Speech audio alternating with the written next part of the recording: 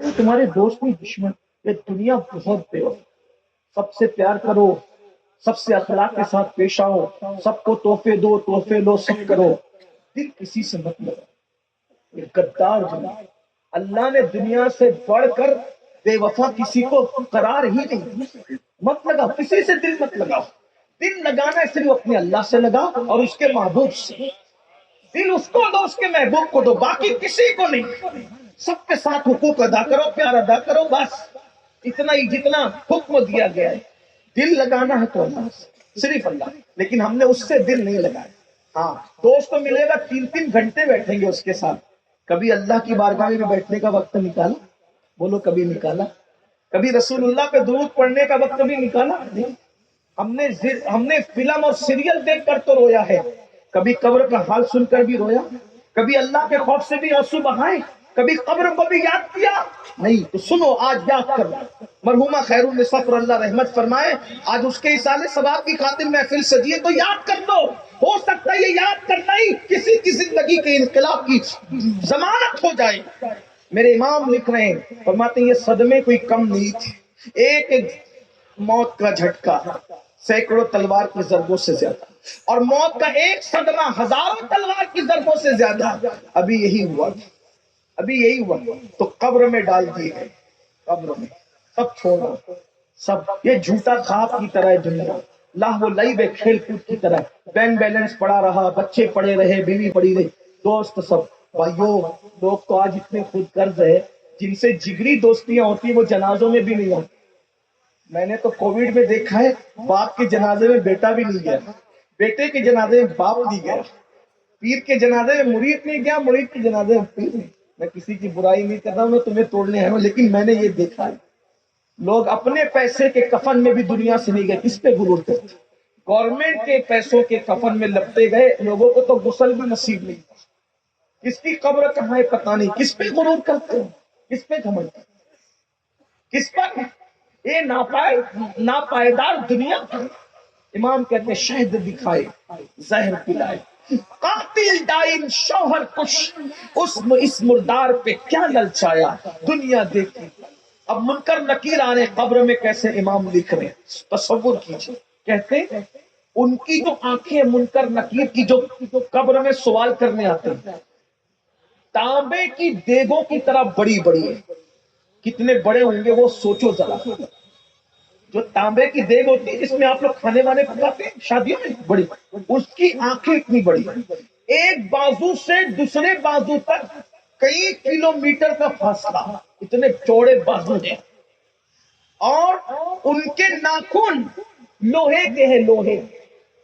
उनके दांत बैल के सींग की तरह है, और उससे अंगारे निकलते हैं, आंखों से अंगारे निकलती है, काली काली शक्लें, सर से लेकर पैर तक बाल ही बाल, और जमीन को नाखून से चीरते हुए आते हैं, झाड़ते हुए आते हैं। इमाम कहते हैं इतनी भयानक शक्ल होती है, अगर हजारों के मजमे में भी उनको देख लो तो औसान खता हो जाए, इंसान के हवास बहाल न रहे। लेकिन अकेला इंसान, अंधेरी कब्र है, अभी अभी घर छूटा है, अभी अभी नरम नरम गद्दे छूटे हैं, अभी अभी खुशबू और तकिए छूटे हैं। एक अकेला इंसान है, अकेला इंसान, वो पड़ा हुआ है। और उसके बाद आते हैं और जमीन चीरते हुए अंगारे निकल रहे हैं, आंखों से, दांतों से अंगारे निकल रहे हैं, और उनके हाथों में लोहे का गूंज होता है, हथौड़ा हथौड़ा।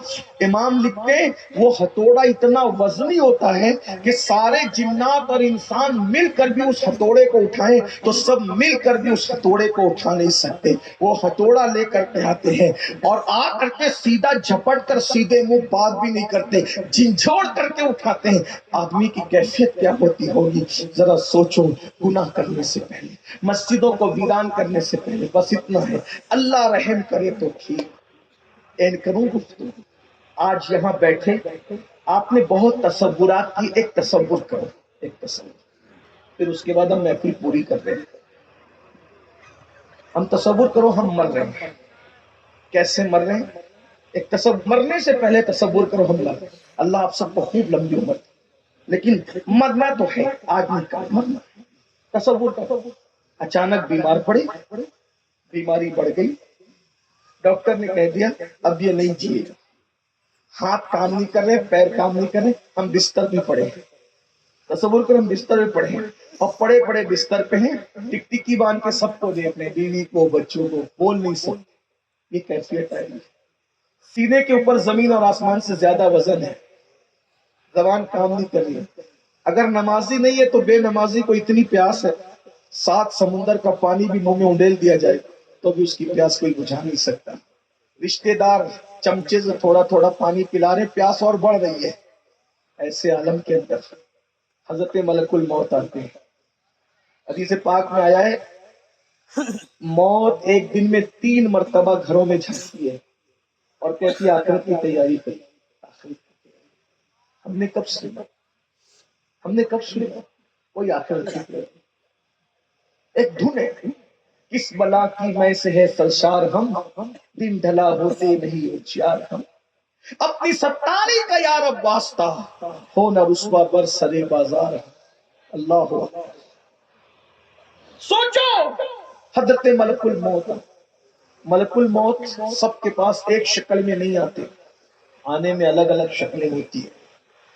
حضرت ابراہیم علیہ السلام فرمایا کرتے تھے کہ اللہ کے غدار، اللہ کے نافرمانوں کے پاس جب حضرت ملک الموت آتے ہیں تو اتنی ڈراؤنی شکل لے کر کے آتے ہیں کہ اگر اس کو کوئی عذاب نہ بھی دیا جائے تو وہ ڈراؤنی شکل ہی اس کے لیے سب سے بڑا عذاب ہے. سوچیے ذرا اور کیجیے. اور وہ آئے اور آنے کے بعد روح نکالی، اور روح اللہ اکبر. حدیث پاک میں آتا ہے جب روح نکلتی ہے تو کیسے نکلتی ہے؟ نافرمانوں کی روح کہ کانٹے دار جھاڑی پر ریشمی کپڑا گیلا کر کے ڈال دیا جائے اور کانٹے اس میں چپ جائیں اور پھر کوئی اس کو بے دردی کے ساتھ کھینچ لے تو وہ کپڑا کیسے بکھر بکھر جائے گا. ایسے روح نکالی جاتی ہے نافرمانوں. اور ہم لوگ نافرمان ہیں. میں کہتا ہوں اگر ہم بے عمل بھی ہوتے تو برباد تھے، لیکن ہم بے عمل نہیں ہیں، ہم بد عمل لوگ ہیں. بد عمل صبح اٹھنے سے لے کے سونے تک سوائے بدی کے ہم نے کیا کیا. سوچو. اور اس پر طرفہ یہ سب کچھ پاپ کرنے کے بعد ہمیں گھمنڈ ہے مولانا ہم جنتی ہیں. انا للہ. امید کرو کہ جنتی ہو لیکن خوف بھی کرو. ایمان خوف اور امید کے بیچ کی کیفیت کا نام ہے. میرے بھائی مجھے جو چاہو کہہ لو، جتنا کوسنا کوس لو، میں آپ کو معاف کرتا ہوں، اجازت ہے جتنا کوسنا ہے کوس لو. لیکن ایک بات ضرور کہوں گا، جو آپ کو جنت کی بشارتیں دیتے ہیں وہ کہیں نہ کہیں آپ کے ساتھ دشمنی کر رہے ہیں. جو آپ لوگوں کو کہتے ہیں، ہمارے چہرے دکھا کر کہتے ہیں ہمارے چہرے کہ یہ سید امین القادری ہے اور ان کا چہرہ دیکھو جنت میں جاؤ. میرے بھائی صحیح نہیں کہہ رہے ہیں، کوئی بھی کہہ رہا ہو. وجہ جن کے چہرے دکھا کے جنت بانٹ رہے ہو، کیا ان کا جنتی ہونا بھی کوئی یقینی ہے؟ ایمان پر ختمہ بھی کوئی یقینی ہے؟ آپ کہیں گے آپ تو سید ہو. میں کہا ہم تو وہ ہیں 1450 سال بیت چکے. ایک ایسے سید کا ذکر کرتا ہوں جس کی سیادت پر شیعہ سنی وہابی سب متفق ہے. اس سید کو دنیا کہتی ہے سیدنا امام جعفر الصادق. یہ وہ جعفر صادق ہے، آپ نے نام تو سنا ہوگا، کنڈے کی نیاز ملتی کرتے جن کی جوتیاں امام اعظم سیدھی کیا کرتے. کروڑوں حنفیوں کا امام جس کی جوتیاں سیدھی کرتا ہوں، وہ جعفر صادق کا مرتبہ کیا ہوگا؟ ان کا نسب نامہ بالکل متفق علیہ ہے پوری امت کے نزدیک. امام جعفر صادق کے بیٹے، امام جعفر صادق بیٹے ہیں امام محمد باقر کے، امام محمد باقر بیٹے ہیں امام زین العابدین کے، امام زین العابدین بیٹے ہیں امام حسین کے، وہ بیٹے ہیں مولا علی کے، اور وہ شوہر سیدہ فاطمہ کی، اور وہ بیٹی ہے اللہ کے رسول مصطفیٰ جامع رحمت کی. یہ ان کا نسب ہے. لیکن آپ کو بتاؤں جن کے رتبے ہیں سوا ان کو سوا مشکل. کھڑے ہو کر پیشاب کرتے، پورا گھر فجر میں سویا رہتا ہے، بیویاں بے پردہ گھومتی ہیں، بیٹیاں بے پردہ گھومتی ہیں، ہماری بچیاں فون پر نامحرم مردوں سے گفتگو کرتی ہیں، اور ہم جنت میں جائیں گے مولانا. وہ اس کو دیکھ جو روزانہ 700 رکعت نماز پڑھتا ہے، رات 1000 بھی کر دیتا ہے، اور رسول اللہ کا وہ بیٹا ہے جس کو حضور نے سلام فرمایا اس کی آمد سے پہلے، پیدا ہونے سے پہلے. امام اعظم کا استاد، اور امام اعظم جیسے کئی بڑے لوگوں کا استاد امام جعفر صادق. جب لوگ آپ سے مصافحہ کرنے آتے تھے تو آپ لوگوں